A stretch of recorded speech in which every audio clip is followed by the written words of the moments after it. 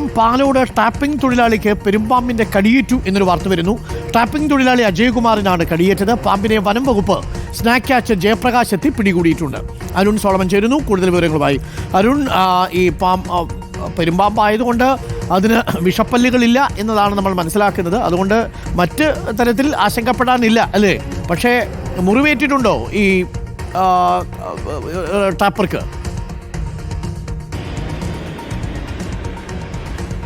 അരുൺ സൂചിപ്പിച്ചതുപോലെ പെരുമ്പാമ്പായതുകൊണ്ട് തന്നെ വലിയ ആശ്വാസമുണ്ട്. എന്തായാലും കടിയേറ്റത് കൊണ്ട് തന്നെ ഒരു പരിക്കേറ്റിട്ടുണ്ട്. അദ്ദേഹത്തെ ഒരു സ്വകാര്യ ആശുപത്രിയിൽ പ്രവേശിപ്പിച്ചിട്ടുണ്ട് എന്നുള്ളതാണ് നമുക്ക് അറിയാൻ കഴിഞ്ഞിട്ടുള്ളത്.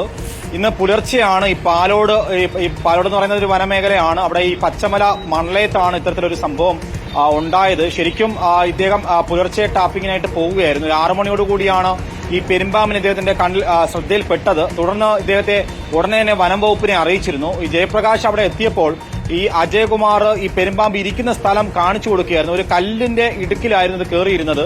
ആ കല്ല് മാറ്റുന്ന സമയത്താണ് ശരിക്കും ഈ അജയ്കുമാറിനെ ഈ പെരുമ്പാമ്പ് കടിച്ചതെന്നുള്ളതാണ് നമുക്ക് ലഭിച്ച വിവരം. ഇതിനെ തുടർന്നാണ് അദ്ദേഹത്തെ ഇപ്പോൾ ആശുപത്രിയിൽ പ്രവേശിപ്പിച്ചത്. അത് ഈ ശരിക്കും ഈ വിഷമില്ലാത്തതുകൊണ്ട് മറ്റ് പ്രശ്നങ്ങളൊന്നുമില്ല. ഇത് പരുത്തിപ്പാറ ഫോറസ്റ്റ് മേഖലയിൽ പെടുന്നതായതുകൊണ്ട് തന്നെ ജയപ്രകാശ് ഈ പെരുമ്പാമ്പിനെ പിടിച്ച് വനത്തിനുള്ളിൽ ഇപ്പോൾ വിട്ടു എന്നുള്ള വിവരം കൂടി നമുക്ക് ലഭിക്കുന്നുണ്ടായിരുന്നു.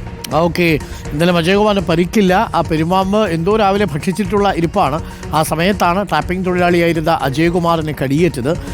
പെരുമ്പാമ്പായതുകൊണ്ട് അത് വെനമസ് അല്ലാത്ത പാമ്പാണ്. അതുകൊണ്ട് മറ്റാശങ്കകളില്ല.